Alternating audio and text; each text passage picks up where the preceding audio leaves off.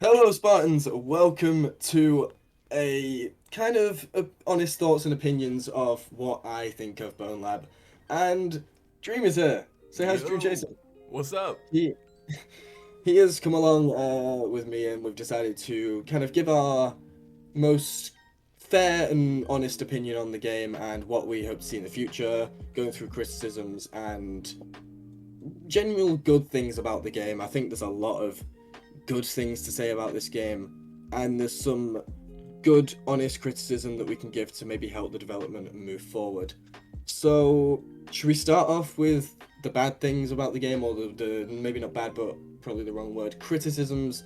I think constructive criticism of the game and what you would like to really see changed. Is there anything you have a problem with so far, or what do you think? Okay, well, one big problem is that I think that they need to change. I feel like they went a little too hard on the physics and like in not the best way possible. So, like for example, when you hit your hand, in real life, your hand would glide off, right? But in the game, if you put your fingertip on a door, you're not moving. You know what I'm saying? I feel like that could have been avoided a little bit. The rubber banding is really crazy in the game, and also the physics on when you like try to grab something and your hand goes through it, you're stuck. You're stuck. And if you somehow get out, you're getting slingshotted across the map. Yeah, 100%. I think as well, the main thing I notice is like climbing pipes.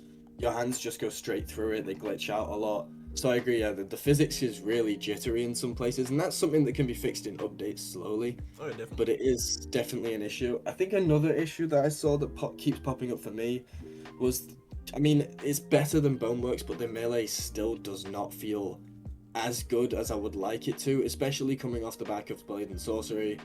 Just doesn't really feel up to par for a current VR game. It's not bad, it's usable, it's definitely there, but it just doesn't feel as comfortable to use as other VR games, in my opinion. What do you think about that? Okay, so when you say that, are you comparing it to like other VR games in general or Blade and Sorcery? Because I mean, Blade and Sorcery is kind of like a giant. You know what I'm saying? Like they're Yeah. meant for that. So like, what are you comparing it to exactly? I mean, I still think that it actually doesn't even feel as good as Hellsplit, and Hellsplit isn't Mm, great, but I still think Hellsplit does something a little bit better. And I'm not really sure what it is, whether it's just the lack of haptic feedback on the end, or the way the weapons kind of sometimes just glide off enemies and don't really cut into them. I think actually what it seems to be is, you know how Blade and Sorcery has like a cut depth on swords? That yeah. could benefit the game a lot to have some kind of depth, because when I'm using a melee weapon, the stabbing feels really like you're stabbing into like jelly or Hmm. something weird. It doesn't feel right. And I think when you slash something, there's no real impact of like, oh, I've just slashed this guy. It just kind of like does a bit of damage and a little bit of blood comes off. There's no nice sound effects for cutting, and I really feel like sound design and haptics could change the melee completely. They don't even have to mess with the physics. Although the handling for melee weapons two-handed is not very good, I Yeah, have to say. it's not, and that's like one of the things I was talking about before when I was like, "Yo, they are doing way too much with the physics." Like, I know it's a physics game, right? It's a physics game, that's fine, but when you look at something like Blade and Sorcery, right? When you grab a sword, it locks on, it assists you, right? So that you'll be able to have a better experience. It's still, the physics are still great, but in this game, there's no there's no hand holding, and that could be a good thing, but that's also a bad thing when it comes to the physics because you can grab a bat. I was trying to grab a bat yesterday, and it was just horrible, man. Like trying to grab anything with two hands, like your wrists are inverted. It's bad. It's a really bad experience. I completely agree. And going off the idea of hand holding, I want to get into a good thing about the game, and that is the puzzles do not guide you in any way. There's no real way to guide it. And some people say, oh, that makes the game annoying and difficult. No, I think the opposite. I think that you can complete puzzles in any way you like. There are so many different ways to do it, and I think that adds so much variety for every player experiences the game in a different way. That's a really cool thing and a really unique thing. Even with the campaign being fairly short, it's got enough unique levels, and every level feels unique. That spoiler alert, I do think there is one level that is just significantly terrible level design, and that spoiler now is the moon. I think the moon is terrible. It's the only real bad level design in the game. It's just an open barren wasteland, and it It has no feels like guidance. my bad to cut you off, but it feels like filler. It just feels like they just added it in. It's like, cause like I was like I told you earlier, I was stuck on that for so long, just walking around. There's no purpose at all in that level. You're just walking around. Yeah, You don't get anything. You're just trying to find the avatar. You know, the avatars yeah. and you can pull it apart. But I don't know. That's not a really good level design at all. No, for me, it felt like an excuse to Mhm. show off low gravity physics. That's Oh all it yeah. was. And I Oh think they yeah. were just like, oh, how could we make this work? Okay, we'll put it on the moon.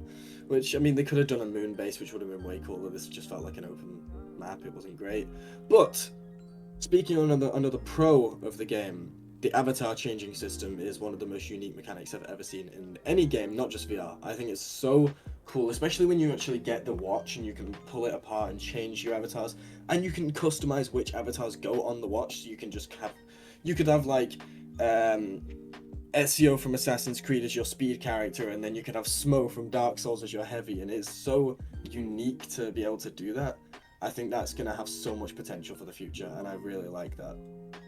Yeah, honestly, that is, if I have to say something, that is my, by far, favorite feature in the entire game. Like, I'm not gonna sit here and lie to you. When I seen that trailer, I really wanted to get the game just because of that. Because I've never seen something like that, and you know, obviously, like it works so well with the body tracking. The body tracking is phenomenal in this game.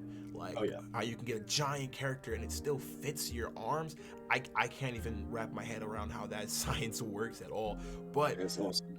but it's like that watch, the like you said, you can change, like you can customize it. And when it comes to mods, the first thing that comes to my head, I've said it time and I will say it time and time again until somebody makes it. Ben 10. Have you seen Ben 10? Yes, yeah. I was talking to Toast about this on Awaken Toast on a call yesterday. Yes, we need an Omnitrix. We need one. First of all, down in the comments, what is the best Ben 10 season or series? If you say anything but the original, you are completely wrong, Wrong. and I disagree with you. The original is the best. I watched it every episode when I was younger.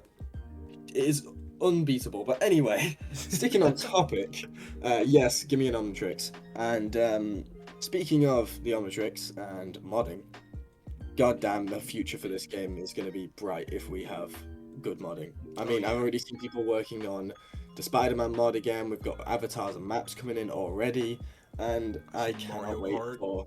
Oh yeah, and multiplayer, dude, when that drops, because That that is is coming. We know that's coming. That is confirmed. Just to Oh let everyone know really? that multiplayer is being worked on by the Entanglement devs already Oh from my Bonelab. gosh. So yes, it will be coming to Bonelab, and you can expect a lot of content from us with downloadable content and Awaken Toast, all four of us at some point.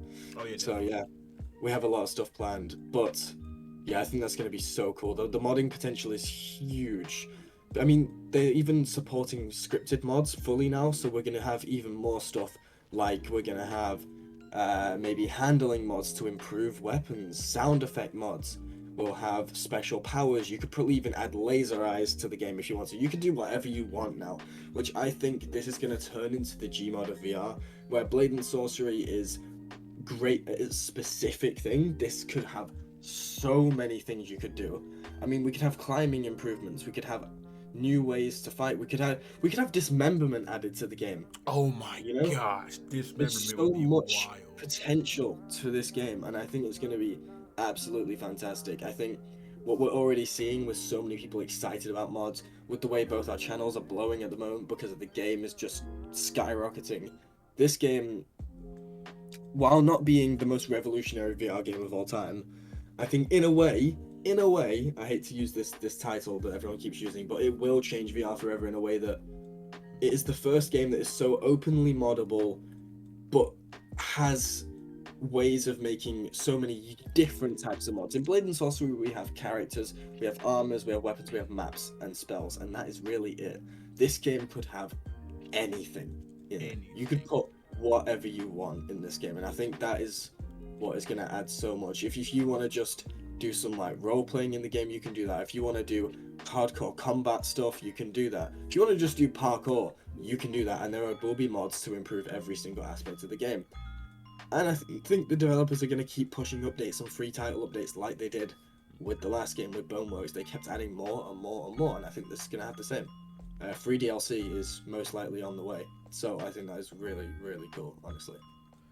Yeah, dude, this game has so much to offer with modding, and it's a little spoiler alert if you haven't finished the story. But one of my subscribers had told me, and I finished the story, but I didn't pay attention. I was just doing it to play the story, right? But he was telling me, he was basically breaking it down, like, yo, the story says, they even say it, the guy, the big guy, I forgot his name. What's the big guy, the developer? Jimmy Wong. Jimmy, yeah, Jimmy. So he's like, I don't need another player, I need a dev, and it's setting you up to make mods. You know what I'm saying? Like that, I thought that was a little cool nugget of information. It was like, yo, we got players, that's cool, but this game's a modding game. You know what I'm saying? Like the base story's nice, but it's gonna prosper when mods start really steamrolling. It's gonna turn into a completely different game. Absolutely, I couldn't agree more. I think, not to leave on a negative, we'll do a little section after. But the one thing I want to say that a lot of people, I keep saying, I keep hearing people disagree with me on this point, but I don't know if you've noticed, a lot of the assets, I would say at least 60% of the assets are Boneworks assets that have been brought over, which is a shame. The animations are all the same. Most of it is the same, and I mean, it's not a bad thing, but it's just not innovative enough in my opinion. Now, is the game worth $40? I would say, if you like Boneworks, yes. If you didn't like Boneworks, I'll be honest, you're not going to like this game. That's just how it is. You're not going to enjoy this game if you don't like Boneworks. It's basically the same game with enhancements.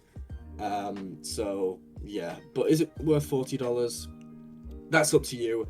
In my opinion, maybe a little bit lower, really. Realistically, in its current state, I don't think it is. But, again, I wouldn't say don't buy it if you enjoy these kind of games. Just get it. It's going to be a whole lot of fun. Yeah, dude. Me personally, I don't think this game's worth $40. I'm just gonna say it out like that. I think it's worth $30. It should definitely have been a $30 game. Because especially with like the state VR is in right now, VR is still in its infancy, and I get that this game is like kind of pushing the envelope, but this is not to be the negative, but like this is something I wanted to get into with you real quick. This game, before it first came out, I was on the hype train. I was that guy. I was like, this is going to change VR forever, and I'm not so much that guy anymore, because I was watching a lot of videos and I was playing the game. And I was like, it doesn't do what Boneworks did. Like Boneworks is like going from season 1 to season 2 in an anime, right? But Bonelab is like going from season 2 to 2.5. Yeah, it doesn't have the same impact. Yes, it is better, it's more, but the impact is not the same. It's just not. Yeah, I agree. But really, I think that wraps up our thoughts on the game. I think hopefully you guys get a better insight onto our opinions and let us know if you agree on some of these things. We will continue giving you as much Bonelab content, including the Blade and Sorcery content on the side. Of course. And yeah, that's it really. Thanks so much for watching. It's been me and Dream, and we'll see you guys later.